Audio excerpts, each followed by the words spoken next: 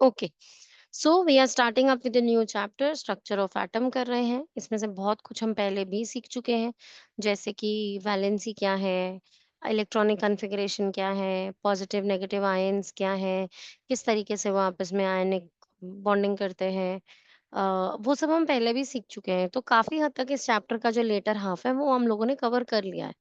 शुरू का जो थियरी पार्ट है, जो कि इम्पोर्टेंट है एग्ज़ामिनेशन पॉइंट ऑफ व्यू से भी, वो हमें अब कवर करना है। तो आपको शुरू में ऐसा लगेगा कि जैसे this all we know already, है ना? जैसे वो यहाँ पर बता रहे हैं कि सबसे पहले तो जो एटम है, सबसे छोटा indivisible particle that you know, now it is known that it is divisible, earlier it was supposed to be the indivisible particle. लेकिन अब आप उसे और फर्दर ब्रेक डाउन करके उसके सब एटॉमिक पार्टिकल्स में उसे देख सकते हो। तो ये जो एटम है, this is made up of 3 सब atomic particles, electron, protons and neutrons. Electrons, they are negatively charged, protons, they are positively charged, and neutrons, they are neutral, right?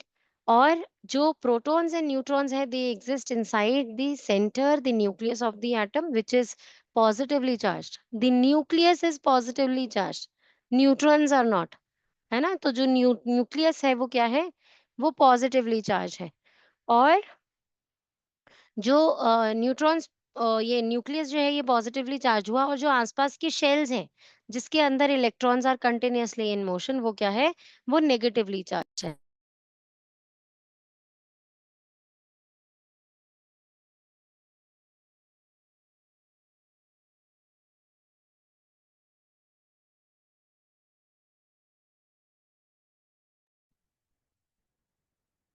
अभी अभी देखिए, अब स्ट्रक्चर क्या होता है ये? यहाँ पर सेंट्रली लोकेटेड न्यूक्लियस है, जो हेवी पार्टिकल है, डेंसली चार्ज होता है क्योंकि पॉजिटिव चार्ज है। और ये जो है शेल्स, और शेल्स में इलेक्ट्रॉन्स मोशन में होते हैं, है ना? कंटिन्यूअसली डिफरेंट शेप्स में वो रिवॉल्व कर रहे होते हैं। और ये जो शेल्स हैं, ये हो गई नेगेटिवली चार्ज, ठीक है? तो अंदर का पॉजिटिव जो चार्ज है एटम का, बाहर के नेगेटिव चार्ज को बैलेंस कर रहा होता है, पॉजिटिव और नेगेटिव को बैलेंस कर रहा होता है। तो ओवरऑल जो एटम हो जाता है, उसका चार्ज हो जाता है न्यूट्रल, क्योंकि जितने पॉजिटिव होते हैं उतने ही नेगेटिव्स होते हैं in an atom.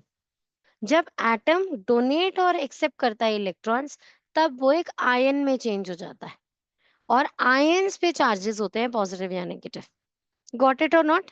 Atom neutral होता है, एटम पे कोई चार्ज नहीं होता, क्योंकि उसमें always equal number of electrons और इक्वल नंबर ऑफ प्रोटॉन्स होते हैं। तो अगर हम ये आपसे पूछे एक असर्शन में that atom becomes charged when it donates protons, is this correct? Donates or accepts protons, is it correct? Yes, ma'am. Yes.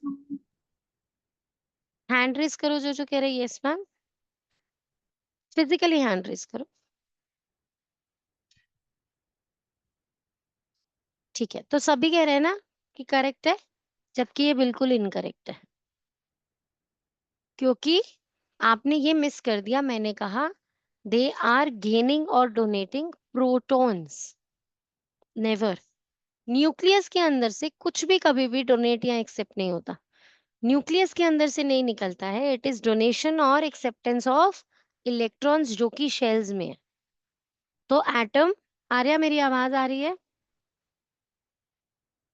तो एटम आयन कब बनेगा? जब इलेक्ट्रॉन या प्रोटॉन का जो है वो एक्सेप्ट या डोनेशन होगा। ठीक है ना? आ गई ना बात समझ में सबको कि नहीं आ गई? क्या गलती थी वहां पर? Arya, can you hear me? Excuse me, ma'am. हाँ जी बेटा। मैम, अगर न्यूक्लियस पॉजिटिव होता है तो मतलब न्यूक्लियस में प्रोटॉन और शेल्स में इलेक्ट्रॉन घूमते हैं ना? न्यूक्लियस में प्रोटॉन्स होते हैं, और इलेक्ट्रॉन्स जो है वो बाहर शेल्स में घूम रहे होते हैं, तो मैम न्यूट्रॉन कहाँ होते हैं? न्यूक्लियस में ही। पर वो ओके। न्यूट्रल है ना, इसीलिए न्यूक्लियस का चार्ज ओवरऑल पॉजिटिव ही रह जाता है, कि उसमें एक प्लस की चीजें और एक कोई बिना चार्ज की चीजें। तो इसका मतलब वो न्यूक्लियस तो पॉजिटिवली चार्ज ही हो गया, ठीक है? क्लियर है ना? यस चलें मैम। अभी आगे। राइट, अभी डिफरेंट एलिमेंट्स के पास डिफरेंट नंबर ऑफ इलेक्ट्रॉन्स और प्रोटॉन्स होते हैं। जैसे अगर मैं बात करूं कार्बन और ऑक्सीजन की, both are non metals.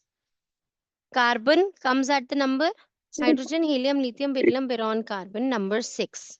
Oxygen comes at the number, carbon, hydrogen, helium, lithium, beryllium, boron, carbon, nitrogen, oxygen, number 8. दोनों अलग अलग नंबर्स पे आते हैं, इसका मतलब इनके एटॉमिक नंबर्स डिफरेंट है। एटॉमिक नंबर 6, एटॉमिक नंबर 8, इनके एटॉमिक नंबर्स डिफरेंट है। अब इनके एटॉमिक नंबर्स डिफरेंट है मतलब इनमें नंबर ऑफ इलेक्ट्रॉन्स भी डिफरेंट है। इसमें इलेक्ट्रॉन्स कितने हैं? 6 ही, equal to its atomic number. इसमें प्रोटॉन्स कितने हैं? 6 ही। 6. इसमें इलेक्ट्रॉन्स कितने हैं? 8। इसमें प्रोटॉन्स कितने हैं? 8। तो डिफरेंट एलिमेंट्स में डिफरेंट नंबर ऑफ इलेक्ट्रॉन और प्रोटॉन्स होते हैं। आ रही ये बात समझ में कि नहीं आ रही बच्चे? Ma'am please wait. लिख लो, जॉटिंग किया करो इंपॉर्टेंट पॉइंट्स की। मूवी नहीं है जो चल रही है। नोट्स बनाओ, स्ट्रक्चर ऑफ एटम लिखो और नोट्स बनाओ। अभी तक जो समझाया है लिखो वो सब चीजें जल्दी से। राइट, अब हम चल रहे हैं आगे। Charged particles in matter. तो अभी बेटा देखो, पार्टिकल्स को चार्ज करने के there are different methods. One can be electrons का, इलेक्ट्रोस्टैटिक चार्जेस बोलते हैं जिसे, इलेक्ट्रोस्टैटिक चार्जेस।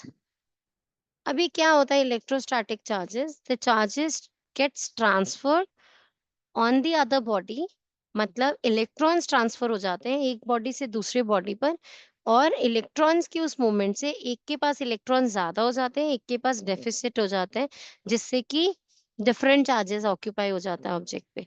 इसके लिए क्या 3 मेथड किए थे, याद है किसी को? First is friction, charging by friction, charging by induction and charging by conduction. याद है सबको ये क्या था? किसको याद है बताओ? किसी को भी याद नहीं है? फ्रिक्शन मतलब जैसे आप क्या करें, आप स्केल को, प्लास्टिक रूलर को ड्राई हेयर से रब करें।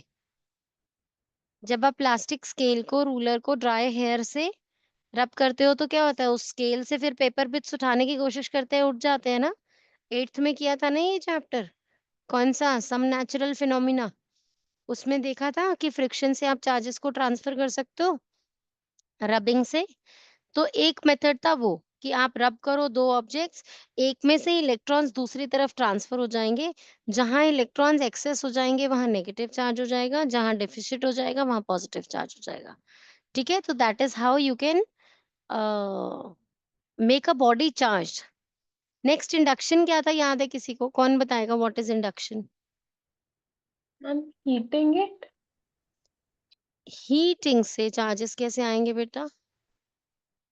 जैसे मान लेते हैं ये एक चार्ज रॉड है और मैंने एक अनचार्ज रॉड, अनचार्ज स्फीयर के पास लेकर गई इसे मैं, I have just brought it closer, मैंने टच नहीं किया। अब मैं इसके अंदर चार्जेस इंड्यूस कर रही हूँ, these charges are called as induced charges. Induced charges तो क्या होगा देखो, जब सिर्फ पास लेकर जा रहे हैं, पास लेकर जाने से क्या होता है? Opposites attract, right? है ना? तो यहाँ पर सब जगह आ जाएंगे पॉजिटिव चार्जेस, क्योंकि सिर्फ पास लेकर गए हैं। और नेगेटिव वंस क्या हो जाएंगे? नेगेटिव वंस रिपेल करेंगे और यहाँ से नीचे ग्राउंड में निकल जाएंगे। तो अर्थ। जब आप only by bringing a charged object closer to an uncharged object and making it oppositely charged, आपने एक चार्ज बॉडी से अनचार्ज्ड बॉडी को चार्ज कर दिया with opposite charge. Opposite charge से जब आपने उसे चार्ज कर दिया तो क्या हो गया? वो चार्ज्ड बॉडी हो गई। अब तो अनचार्ज्ड बॉडी को आपने चार्ज्ड बॉडी बना दिया by induction, and what are these charges now called as induced charges. Got it or not? Induction याद आ गया? Then next is conduction. Conduction क्या था, किसी को याद है? मैम मैम मुझे इंडक्शन में डाउट है। इंडक्शन में क्या डाउट है, बोलो। मैम इसमें और फ्रिक्शन तो बहुत सेम है, बिकॉज उसमें भी बस एक ही चीज को हमने चार्ज किया था और उसको हमने अनचार्ज पर डाला डाला था। फ्रिक्शन और इसमें डिफरेंस क्या है वो पूछ रहे हो? हम्म। एक ऐसे ऐसे करके चार्ज किया है और एक सिर्फ चार्ज बॉडी को उसके पास लाकर चार्ज किया, दोनों प्रोसेसेस है डिफरेंट। तो मैम ठीक है, अगर डिफरेंशिएशन पूछेंगे तो कैसे लिखेंगे? अभी ये सिर्फ पुराना रिवीजन चल रहा है, ये अभी पूछेंगे नहीं है आपसे, ठीक है। अब ओके मैम। कंडक्शन से कैसे चार्ज करते थे? आपने एक चार्ज बॉडी ली और आप एक अनचार्ज बॉडी को आपने उससे टच कर दिया, टच ही कर दिया उसे। तो यहाँ क्या हो गया, यहाँ पहले ही बड़े एक्स्ट्रा इलेक्ट्रॉन्स थे, वो इलेक्ट्रॉन्स यहाँ पर आ गए और आपने टच करके, बाय टचिंग, आपने मतलब वो जो चार्ज बॉडी है सिर्फ ऐसा क्लोजर नहीं लेके गए, आपने उसको टच ही कर दिया। तो टच करने से क्या हुआ, वो सेम चार्ज आ गया उसके ऊपर। This is called as charging bye.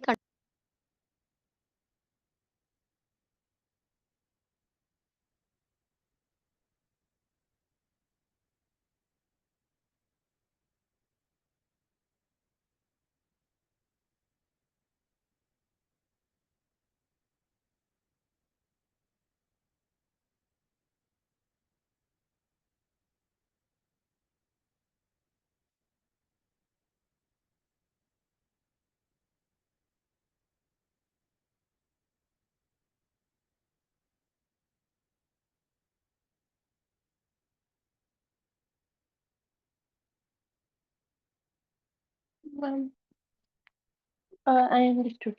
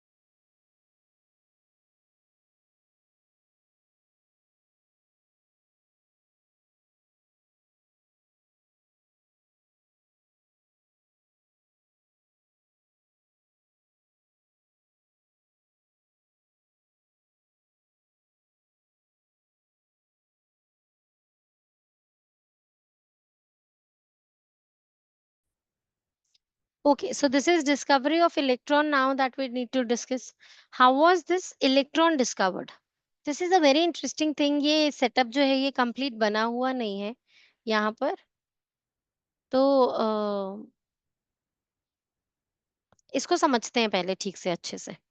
The existence of electron in an atom was discovered by J.J. Thomson in 1897. Both points very important बेटा। Why? क्योंकि ये एग्जाम में पूछा जाएगा। ईयर भी याद होना चाहिए और साइंटिस्ट का नेम भी। ठीक है, लिखो जल्दी से नोट्स में। Discovery of electron was done by J Thomson in 1897। Got it? अब next, Thomson passed electricity at a high voltage and a very low pressure. High voltage और लो प्रेशर के ऊपर कीवर्ड्स लिखो। Electricity at high voltage and low pressure.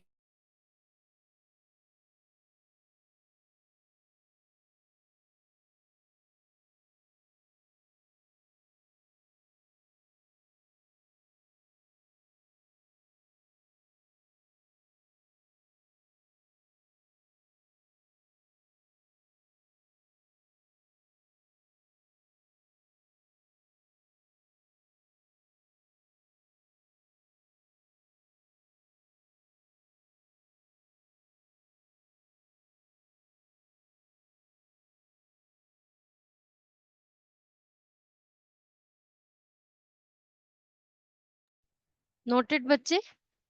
Ma'am, 2 minutes. Okay, थोड़ा जल्दी जल्दी से बच्चे। This is here written as discharge tube के अंदर। डिस्चार्ज ट्यूब क्या होती है? देखो ये रही डिस्चार्ज ट्यूब, ये डिस्चार्ज ट्यूब है। What is voltage? क्या स्वस्तिका बेटा? Ma'am, what is voltage? अभी समझा रही हूँ, अभी बताती हूँ व्हाट इज वोल्टेज।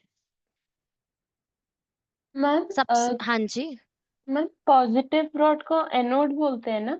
अभी अभी आ रहे हैं, सारी बात करते हैं, अभी सुनो, सिर्फ सुनो।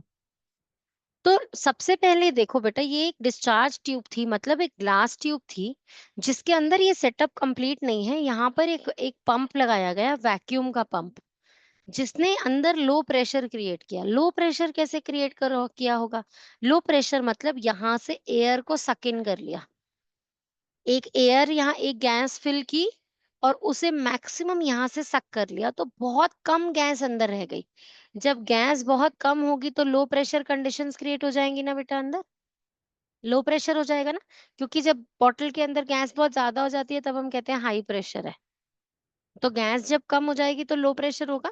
इसका मतलब हार्डली एनी पार्टिकल्स रह गए, तो मैं सिर्फ 2 ही ड्रॉ कर देती हूँ बस, क्योंकि लो प्रेशर है ना, तो पार्टिकल्स बहुत कम रह गए। लो प्रेशर का मतलब समझ में आया?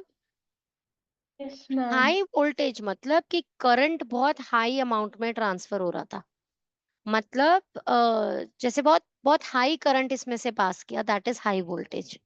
तो बहुत हाई करंट इसमें से पास हो रहा है। अब जब भी करंट पास करते हैं तो एक तो पॉजिटिव एंड एक नेगेटिव एंड बनाते हैं ना, है ना? तो जैसे हम मान लें कि ये तो छोटी सी बैटरी का एग्जाम्पल है जो मैं यहाँ पर पुट कर रही हूँ। तो ये इस तरीके से मान लेते हैं हमारा स्ट्रक्चर है। तो जो लॉन्गर लाइन की तरफ है वो पॉजिटिव एंड हो जाता है ना? और पॉजिटिव एंड को हम क्या कहते हैं? Anode and. जिस तरफ से बैटरी का नेगेटिव एंड कनेक्ट होता है उसे हम कहते हैं नेगेटिव एंड कैथोड। आई बच्चे बात समझ में कि नहीं आई? तो अब इस डिस्चार्ज ट्यूब में एक तो इलेक्ट्रिसिटी का सप्लाई लगाया गया हाई वोल्टेज, एक साथ में यहाँ वैक्यूम क्रिएट किया गया। वैक्यूम एग्जैक्टली पूरा वैक्यूम नहीं किया, गैस से बिल्कुल खाली नहीं किया, बट लो प्रेशर कर दिया। समझ में आ रही है इतनी बात की नहीं आ रही? अब देखा क्या गया, जब आपने इसे लो प्रेशर कंडीशन और हाई वोल्टेज कंडीशन में यहाँ पर कर दिया, तो streams of minute particles were given out by cathode. तो यहाँ पर कुछ बड़े छोटे छोटे से पार्टिकल्स जो है यहाँ से निकल रहे थे, यहाँ पर। These streams of particles were called as cathode rays। इन्हें क्या कहा गया? क्योंकि ये कैथोड एंड से निकल रहे थे इसीलिए इन्हें कैथोड रेज कहा गया, इन पार्टिकल्स को। आ रही है बच्चे बात समझ में कि नहीं आ रही? The mass and charge of the cathode ray particles does not depend on the nature of the gas। मतलब क्या किया गया, ये एक्सपेरिमेंट बार बार डिफरेंट गैसेस के साथ ट्राई किया गया। कभी हाइड्रोजन गैस, कभी ऑक्सीजन, कभी कुछ कभी कुछ कभी कुछ, अलग अलग गैसेस यहाँ पर डालकर ट्राई कर रहे हैं। हर बार यहाँ से कैथोड से कुछ माइन्यूट स्ट्रीम्स निकल रही थी। इसका मतलब नेचर ऑफ गैस पे ये पार्टिकल्स का निकलना और इनका मास और चार्ज डिपेंड नहीं कर रहा था। कैथोड रेस तो हर बार निकल रही थी। तो कैथोड रेस क्या हुई, वो स्मॉल नेगेटिवली चार्ज पार्टिकल्स हो गए, जिन्हें हमने इलेक्ट्रॉन्स कहा। तो ये वो नेगेटिवली चार्ज पार्टिकल्स थे जो कि यहाँ से निकल रहे थे, जिन्हें we later know as electrons. आ गई बेटा बात समझ में कि नहीं आई? Now, since all the gases form cathode rays, सब gases cathode rays बना रही थी, तो it was concluded that all the atoms contain negatively charged particles called electron। तो सबके अंदर नेगेटिवली चार्ज पार्टिकल्स थे। आ गई बात समझ में कि नहीं?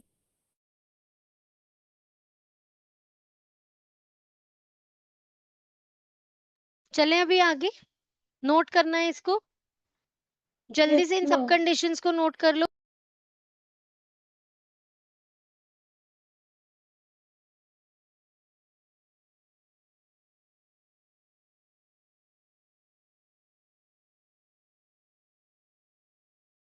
मैम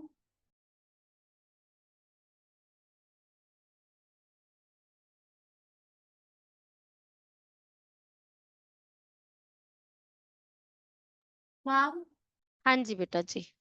मैम आप इलेक्ट्रोस्टैटिक चार्ज की डेफिनेशन बता सकते हो? बेटू अभी वो एक रिवीजन था। अगर मैं आपको डेफिनेशंस ऐसे बताऊं तो वो तो जैसे कि हम ये कह सकते हैं कि when charges get transferred because of friction, induction और conduction and they get stable there. जैसे दो तरीके के चार्जेस समझ सकते हो आप। एक तो आप इलेक्ट्रॉन्स के मूवमेंट में ये समझ सकते हो कि डायनेमिक मूवमेंट, जैसा स्विच ऑन किया और आपके फैंस चल गए, है ना? तो वो क्या हुआ, वो डायनेमिक करंट हुआ, वो डायनेमिक फ्लो ऑफ इलेक्ट्रॉन हुआ। जब तक इलेक्ट्रॉन का फ्लो होता रहेगा सिर्फ तब तक फैन चलेगा। और एक हो गया केस जहां आपने सिंथेटिक शर्ट पहनी for long and it start sticking to you, है ना? तो वो सिंथेटिक शर्ट एंड आपकी बॉडी ने आपस में रब करके चार्ज कर दिया, जिससे कि अब synthetic shirt is attracted towards your skin. तो दैट इज इलेक्ट्रोस्टैटिक चार्ज। वो जैसे, या फिर हम कहें, हम लाइटनिंग होती है, तो क्लाउड्स दैट आर नीचे से नेगेटिवली चार्ज वो हमारी टॉल बिल्डिंग्स के पास आते हैं, और बाय इंडक्शन सिर्फ पास आने से बिल्डिंग्स को पॉजिटिवली चार्ज कर देते हैं, और जिससे फिर lightning buildings, tall buildings attract करती है, जिसके लिए हम वो कंडक्टर्स लगाते हैं, लाइटनिंग कंडक्टर्स लगाते हैं, जिससे कि जो भी क्लाउड्स इंड्यूस कर रहे हो करंट बिल्डिंग के ऊपर, वो लीक होकर नीचे ग्राउंड में एस्केप कर सके, अर्थ कर सके। आ मैम रही है बात अर्थ समझ से, में कि नहीं आ रही?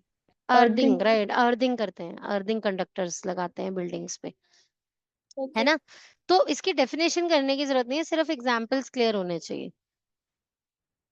ठीक है? ओके वो मैम। 8th क्लास का सिलेबस था बेटा, वो तो सिर्फ रिवीजन थी इलेक्ट्रॉन्स की इंट्रोडक्शन के लिए। Okay ma'am. ये समझ में आ गया सबको? ये नोट कर लिया सबने? ये बहुत इंपॉर्टेंट है बेटा एग्जामिनेशन पॉइंट ऑफ व्यू से। दो चीजें हैं जिनमें से एक तो डेफिनेटली एग्जाम में आएगी, ये discovery of electron and discovery of proton. इनमें से एक तो एग्जाम में पक्का पूछा जाएगा।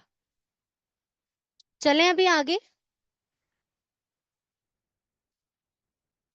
देखिए यहाँ पर what are they telling you here, the greenish light in the above gas discharge tube is produced when invisible cathode rays strike on the glass walls of the discharge tube. तो वो जो यहाँ से कैथोड निकल रहा था, जब वो ग्लास वॉल से स्ट्राइक हुआ, तो वो ये ग्रीनिश लाइट प्रोड्यूस कर रहा है। The stream of the cathode rays in the gas discharge tube consists of negatively charged particles called electrons। जो कैथोड रेज बनी उनके अंदर क्या था? इलेक्ट्रॉन्स थे। thus these were discovered। ठीक है? आ गई बच्चे बात समझ में कि नहीं आई? ठीक है, ओके। नाउ अभी पता है ये सेटअप इनकम्प्लीट है, ये आपने सेटअप ऐसे नहीं होता। यहाँ पे ना एक शील्ड लगती है जो कि यहाँ से रेस को अट्रैक्ट करती है। कभी वो शील्ड यहाँ लगाकर ट्राई किया गया, कभी वो शील्ड यहाँ अलग ऑपोजिटली चार्ज पार्टिकल्स की। तो इस तरीके से डिफरेंट एक्सपेरिमेंटेशंस होते हैं, पर आपके सिलेबस में इतना सही है। डिस्चार्ज ट्यूब में यहाँ कौन सी शील्ड लग रही है जिससे पार्टिकल्स अट्रैक्ट होके इस तरफ आएंगे, वो सब आपको बताया ही नहीं गया है। तो for you this is it, लेकिन ये कंप्लीट नहीं है। You learn this further in depth in higher classes. The gas taken in the discharge tube consists of atoms and all the atoms contain electrons। जितनी भी gases try की गई सबके अंदर इलेक्ट्रॉन्स थे, इसीलिए सबके अंदर कैथोड रेज बनी। When high electric voltage is applied, electric energy pushes out some of the electrons from the atoms of the gas। जब हाई वोल्टेज हुई सप्लाई, उसकी वजह से जो भी गैस का एटम वहां था, उसके इलेक्ट्रॉन्स बाहर निकल गए उसकी शेल से। These fast moving electrons forms cathode rays। इन्होंने कैथोड रे बना दी, ये जो इलेक्ट्रॉन्स बाहर आए। The formation of cathode rays shows that one of the subatomic particle in the atom is negatively charged electron। एक पार्टिकल तो negative charge का जरूर है, which are called as electrons। आई बात समझ में बेटा कि नहीं आई? मैम सब एटॉमिक क्या होता है? एटम के अंदर, उससे भी छोटा। ठीक है, उसका एक छोटा सा part. Now the electron is negatively charged particle found in the atoms of all elements. The electrons are located outside the nucleus. मतलब electrons जो होते हैं वो outskirts पे होते हैं atom के. Only hydrogen atom contains one electron. All other atoms contain more than one electron. सिर्फ hydrogen एक atom ऐसा है जिसमें एक electron होता है. Hydrogen has got one electron, one proton, and new number of neutrons can be 0, can be 1, can be 2, depending upon आप कौन से हाइड्रोजन की बात कर रहे हो. लेकिन सिर्फ एक ही हाइड्रोजन ही है जिसके अंदर एक इलेक्ट्रॉन है, बाकी सब में इलेक्ट्रॉन्स एक से ज्यादा होते हैं. ठीक है, इलेक्ट्रॉन को आप ई नेगेटिव से डिनोट करते हो, इसकी नोटेशन ई नेगेटिव रखते हैं. E showing electron and negative showing that electron is negative in nature. आ गई बच्चे बात समझ में कि नहीं आई? ठीक है, अब एक टेबल बनाओ इस तरीके से.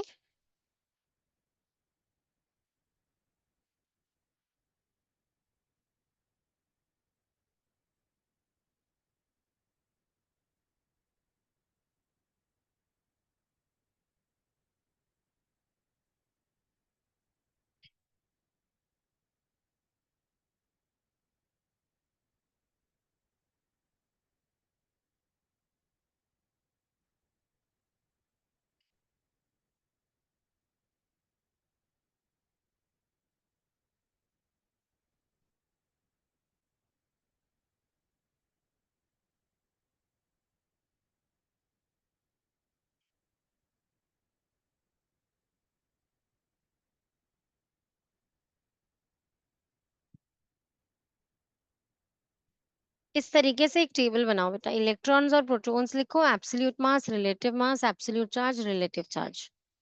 और ये टेबल पूरा याद होना चाहिए आपको. एग्जाम में इनमें से कुछ भी एक पूछ लेंगे आपसे. सब लोग का कैमरा क्यों ऑफ होता जा रहा है ये क्लास में? रिमूव कर दो मीटिंग से. सिर्फ रिया की तबीयत खराब है, only she is allowed to keep her camera of.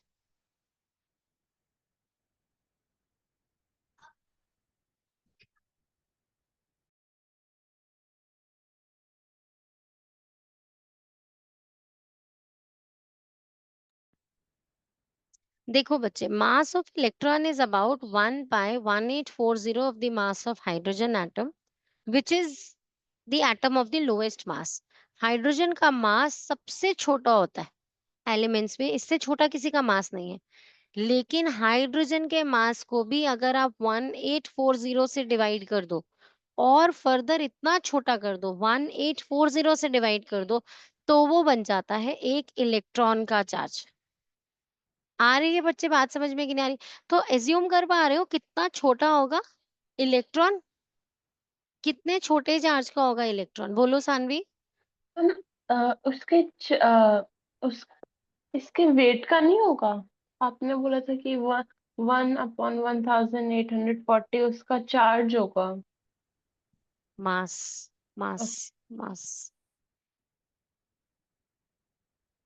तो अच्छा, मुझे वो टेबल अभी चाहिए यहाँ पर. तो कितना छोटा होता है हाइड्रोजन के एक एटम का मास, उसका भी डिवाइडेड बाय 1840, उतना छोटा होगा एक इलेक्ट्रॉन का मास. ठीक है, अभी क्योंकि आपने हाइड्रोजन के मास को 1 यूनिट एज्यूम किया हुआ है, तो आप कह सकते हो कि हाइड्रोजन से कंपेयर करें तो रिलेटिवली, तभी तो रिलेटिव मास वर्ड है ना. तो रिलेटिवली इलेक्ट्रॉन का मास हो गया 1/1840 यूनिट्स. तो रिलेटिव मास ऑफ इलेक्ट्रॉन क्या लिखना है? 1/1840 यूनिट्स. आ गई बच्चे बात समझ में कि नहीं आई? हाउएवर उसका एब्सोल्यूट मास कितना है? एक्चुअली उसका मास कितना है? That is 9 into 10⁻⁻28 grams. -28 का मतलब है 10⁻28 से 9 को डिवाइड करना, इतना छोटा.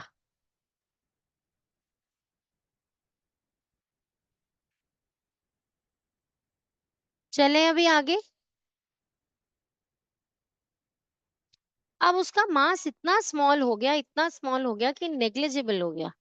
तो इसीलिए आप इलेक्ट्रॉन के मास को एटॉमिक मास में कैलकुलेट ही नहीं करते। सीखा था ये एटॉमिक मास निकालते हुए सिर्फ न्यूट्रॉन और प्रोटॉन के मास को ऐड करते हो। तो क्यों इलेक्ट्रॉन के मास को ऐड नहीं करते? क्योंकि इतना छोटा 9 × 10⁻28 नेग्लिजिबल है ये, इसीलिए उसको ऐड भी नहीं किया जाता। ऐसे नेक्स्ट देखो, अब चार्जेस देखो इलेक्ट्रॉन के। एब्सोल्यूट चार्ज कितना है? एक्चुअली इतना चार्ज प्रेजेंट है 1.6 इंटू 10⁻⁻19 चार्जेस कूलम में मेजर होते हैं। तो सी कूलम, COULOMB कूलम। Ma'am, ठीक है, बोलो बेटा। ma'am, is that a capital C or a small c? Capital C बेटा।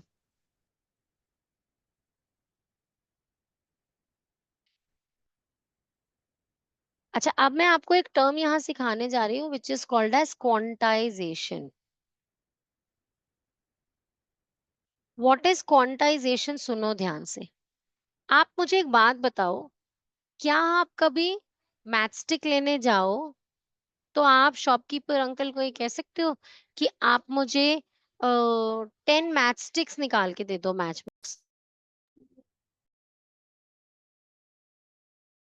बोलो, आप कर सकते हो क्या? ऐसे बोल सकते हो अंकल को कि अंकल मुझे पूरा मैच बॉक्स नहीं चाहिए, सिर्फ मुझे मैच स्टिक्स निकाल के दे दो? No ma'am. नहीं ना, देंगे ही नहीं वो, नहीं देंगे। क्या देंगे वो आपको? मिनिमम क्या दे सकते हैं? वो क्या कहेंगे आपको कि मिनिमम मैं ये दे सकता हूँ आपको?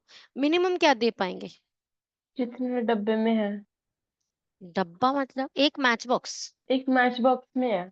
मैं मान लेती हूँ मैच बॉक्स में 50 मैच स्टिक्स होती है, मुझे नहीं पता, मैंने कभी काउंट नहीं की, पर मान लेते हैं एक मैच बॉक्स में 50 मैच स्टिक्स होती हैं। तो क्या मैं ये बात कह सकती हूँ कि आपको मैच स्टिक परचेज करने जाना है तो मिनिमम 50 तो परचेज करनी पड़ेगी? करनी पड़ेगी। इसको कहते हैं क्वांटाइजेशन ऑफ मैच स्टिक्स। मतलब क्या है इस बात के कहने का कि आप मैच स्टिक 50 से कम एक साथ परचेज ही नहीं कर सकते। तो अगर मैं मैच स्टिक्स घर लेकर आई हूँ तो वो हमेशा 50 का कोई मल्टीपल ही होगा। क्या ये करेक्ट नहीं है बात? यस मैं मैम। एक मैच बॉक्स लाऊंगी तो 50 × 1, मैं 2 मैच बॉक्स लाऊंगी तो 50 × 2, मैं 3 मैच बॉक्स लाऊंगी तो 50 × 3। तो इसका मतलब match sticks can only exist in the packets of 50 each, right और नॉट? इसी तरीके से चार्ज भी है बेटा। वर्ल्ड में पूरे जितने भी एलिमेंट्स हैं, ये सबसे छोटा चार्ज है बच्चे, सबसे छोटा चार्ज। इससे छोटा चार्ज आप एक साथ एग्जिस्ट करा ही नहीं सकते। तो ये जो चार्ज है ना 1.6 इंटू 10⁻⁻19 कूलम, सब कुछ इसी में ही क्वांटाइज्ड है। मतलब आप अगर कभी कहोगे दो चार्जेस हैं तो एक्चुअली वो 2 इंटू 1.6 इंटू 10⁻⁻19 है। आप कहोगे 3 कूलम है तो उसका मतलब 3 इंटू 1.6 इंटू 10⁻⁻19 कूलम है। इसका मतलब ये एक पैकेट हो गया, एक मैच बॉक्स हो गई। अब अगर आपको उसको इलेक्ट्रॉन्स को लेकर आना है तो वो उसी के मल्टीपल्स में ही आ सकता है। 2 electron, 4 electron, 5 electron, 2 charges, 5 charges. वो हमेशा कैसे एग्जिस्ट करेगा? n into 1.6 into 10⁻⁻19। आ गई ये बात समझ में कि नहीं आई? Ma'am, can we write it like one column is equal to 1.6 into 10 raised to power 19? No, क्या कह रहे हो आप? 1 कूलम 1.6 इंटू 10⁻19 कूलम के कैसे बराबर हो सकता है? अभी बताती हूँ कि 1 किसके बराबर है।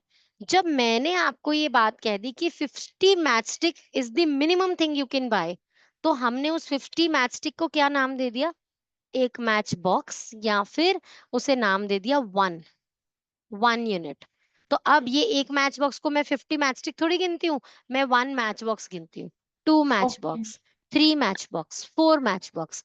तो हमने इसको नाम दे दिया 1 यूनिट का, क्योंकि इससे छोटा तो एग्जिस्ट ही नहीं कर सकता। तो 1.6 इंटू 10⁻⁻19 कूलम को मैंने नाम दे दिया 1 यूनिट का। तो इलेक्ट्रॉन का जो रिलेटिव चार्ज हो गया वो हो गया 1 यूनिट, क्योंकि इसको हम 1 बुला रहे हैं। कि ये मिनिमम यूनिट है जो पॉसिबल है, तो ये 1 है। आ रही है बेटा बात समझ में कि नहीं आ रही? लिखो जल्दी से इसे। मैम 10।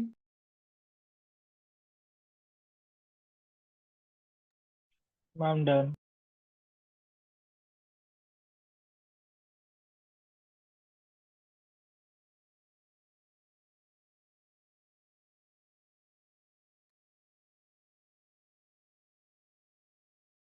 मैम हाँ जी बच्चे बोलो।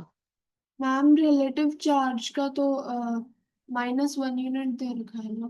तो -1 अभी तो 1 बताया ना, अभी तो क्योंकि इलेक्ट्रॉन नेगेटिव है तो उसे माइनस करेंगे ना। ओके। आई बात समझ में कि नहीं आई? 1 यूनिट बताया अभी तो मैंने कि this means that electron has 1 unit. अब क्योंकि इलेक्ट्रॉन नेगेटिव है तो वो -1 हो गया। क्लियर है कि नहीं है चीज बच्चे? सबको समझ में आया? कोई प्रॉब्लम तो नहीं हुई? 1.6 इंटू 10⁻⁻19 1 यूनिट कैसे हो गया? समझ में आ गया? ठीक है, चले आगे। अब ऐसे ही प्रोटॉन्स की डिटेल लिखनी है हमें। अब डिस्कवरी ऑफ प्रोटॉन की बात तो मैं करूंगी, अभी मेरे पास है थोड़ा टाइम, अभी बच्चे आए भी नहीं है ना, तो चलो इसकी बात कर लेते हैं। Ma'am can you please tell कि वो रिलेटिव चार्ज -1 क्यों है? अभी तो बताया बेटा कि उसको क्वांटाइज कर दिया ना, वो सबसे कम चार्ज मैम पॉसिबल है तो उसे 1 यूनिट नाम दे दिया। और ओके मैम। क्योंकि इलेक्ट्रॉन नेगेटिव होते हैं इसीलिए -1 दे दिया। Okay ma'am. अब प्रोटॉन्स की डिस्कवरी किसने की? प्रोटॉन्स की डिस्कवरी की गोल्डस्टीन ने, ई गोल्डस्टीन। और ई गोल्डस्टीन ने उसी डिस्चार्ज ट्यूब को यूज किया और वहां पर भी वही same setup, high voltage very low pressure के साथ यूज किया गया। राइट? अब क्या देखा गया? Stream of heavy particles were given out at the anode and. तो जो आपने यहां से वो सेटअप बनाया था, positive negative positive negative positive negative, यहाँ पर पॉजिटिव एंड पर इस बार कुछ हेवी से पार्टिकल्स दिखाई दी। These streams of particles were called as anode rays. ये एनोड एंड पे बनी तो इन्हें क्या कहा गया? एनोड नोड रेस रे। कहा गया। Anode rays consist of positively charged particles. इस इसके अंदर पॉजिटिव चार्ज पार्टिकल्स थे। The mass and charge of anode rays depend on the nature of gas. मतलब different anode rays, different gases के साथ जो एनोड रेज आ रही थी उनका मास भी अलग आ रहा था, उनके चार्जेस भी अलग आ रहे थे। मतलब अभी यहां से पॉइंट डिफर हुआ इलेक्ट्रॉन से। वहां क्या लिखा था इलेक्ट्रॉन्स में कि मास and charge of cathode rays were not depending on the nature of gas. कोई भी गैस यूज कर लो, मास और चार्ज सेम ही रह रहा था, है ना? लेकिन यहाँ पर एनोड रेज में mass of mass and charge of anode raise ये नेचर ऑफ गैस के साथ चेंज हो रहा था। Different gases with different types of anode rays which contain positively charged particles having different masses and different charges. तो different masses, different charges की different anode rays different gases के साथ वहां से निकली। आई बेटा बात समझ में इतनी की नहीं आई? Yes ma'am. देखो यहाँ पर क्या लिखा है। The faint red glow in the above discharge tube is produced when invisible anode rays strike on the glass walls of the discharge tube. Anode rays obtained from hydrogen gas in the discharge tube consist of positively charged particles called protons. तो जब ये सिर्फ hydrogen gas यहाँ पर use की गई तो अच्छा मुझे एक बात बताओ, हाइड्रोजन में मैंने अभी आपको बताया एक इलेक्ट्रॉन है एक प्रोटॉन है। न्यूट्रॉन हाइड्रोजन का एक आइसोटोप होता है जिसे कहते हैं हम प्रोटियम। उसके अंदर तो न्यूट्रॉन 0 ही होता है। तो मुझे एक बात बताओ, अगर इलेक्ट्रॉन निकल गया बाहर हाइड्रोजन का तो बाकी क्या सिर्फ प्रोटॉन नहीं रह गया? तो यस क्या मैम। हम ऐसे हाइड्रोजन को जिसने अपना एक इलेक्ट्रॉन डोनेट किया हुआ है, रिलीज आउट किया हुआ है, क्या हम उसे हैवी पॉजिटिवली चार्ज पार्टिकल नहीं कह सकते? क्योंकि वो हाइड्रोजन गैस एक पॉजिटिवली चार्ज पार्टिकल ही तो रह गया सिर्फ, और तो कुछ उसमें है नहीं, ना उसमें कोई और इलेक्ट्रॉन है ना उसमें न्यूट्रॉन है। आ रही है बेटा बात समझ में कि नहीं आ रही? तो यस एनोड मैम। रेस क्या थे? वो हैवी पार्टिकल्स बन गए जिन्हें हमने प्रोटॉन्स कहा। आ गई बच्चे बात समझ में कि नहीं आई? Yes ma'am. Hydrogen gas is the lightest gas, इसीलिए उसका एटम लाइटेस्ट है. The positive particle obtained from hydrogen gas are the lightest and have the smallest charge. इसीलिए जो वो पार्टिकल्स थे वो लाइटेस्ट थे और उन्हें स्मॉलेस्ट चार्ज दिया गया. Anode rays obtained from the hydrogen gas are made up of same type of positive particles. वो सब सेम टाइप ऑफ पार्टिकल से, पॉजिटिव पार्टिकल से बने थे एनोड रेस, जिन्हें हमने प्रोटॉन्स का नाम दिया. तो एनोड रेस क्या हुआ? Anode rays are obtained by hydrogen gas consisting of protons. तो प्रोटॉन की definition is formed by the removal of an electron from the hydrogen gas. Proton बना कैसे? प्रोटॉन बना, आपने हाइड्रोजन में से एक इलेक्ट्रॉन रिमूव करा दिया. तो आ गई बेटा बात समझ में कि नहीं आई? ठीक है ना? अब गोल्डस्टीन ने इसी को एक्सप्लेन कर दिया, इसे पढ़ लेना, वही चीज है जो अभी समझाई है यहाँ पर. और अब इनके मास और चार्जेस नोट करने हैं. देखो जैसे mass of an electron is very small, mass of proton is equals to mass of hydrogen atom. अगर हाइड्रोजन में से एक इलेक्ट्रॉन आप माइनस कर देंगे तो बचेगा सिर्फ प्रोटॉन. तो हाइड्रोजन जिसमें से इलेक्ट्रॉन माइनस हो रखा हो, उसका मास और प्रोटॉन का मास बराबर हो जाएंगे. राइट और नॉट? है ना? तो इसी तरीके से प्रोटॉन का मास पता किया गया और आपने उसे इजी बनाने के लिए 1 यूनिट दे दिया. तो रिलेटिव मास तो हो गया प्रोटॉन का 1 यूनिट. ठीक है.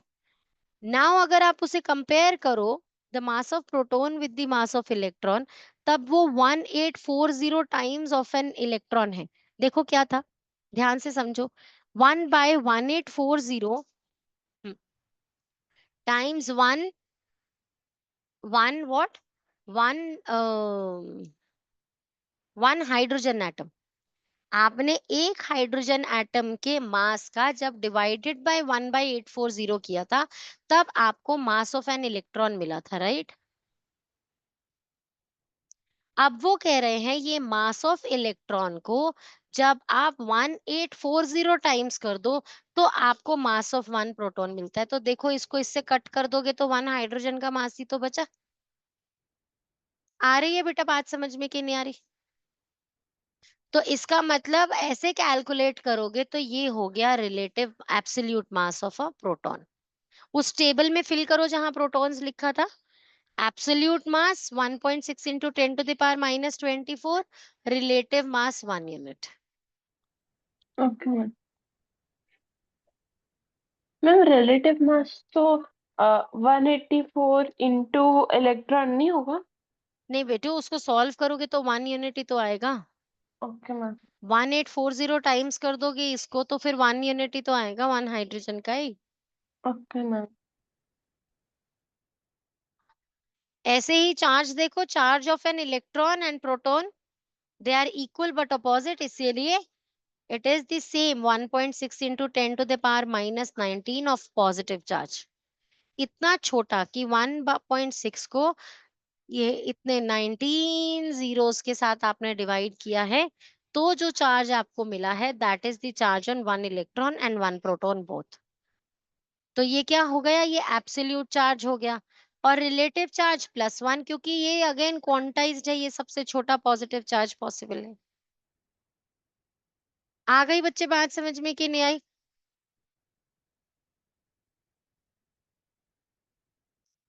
अब discovery of neutron was a logic कि अगर एटम का मास, तुम ऐसे सोचो कि एटम का मास 10 ग्राम्स है, ऐसे ही कुछ भी वेग एग्जांपल दे रही हूँ. इलेक्ट्रॉन का मास उसमें नेग्लिजिबल है, प्रोटॉन का मास 7 यूनिट्स है, तो 3 यूनिट्स कहाँ से आ रहा है? पूरे एटम का मास इज 10 यूनिट्स, जिसमें से इलेक्ट्रॉन है वो लेकिन नेग्लिजिबल मास के हैं, प्रोटॉन 7 यूनिट के हैं.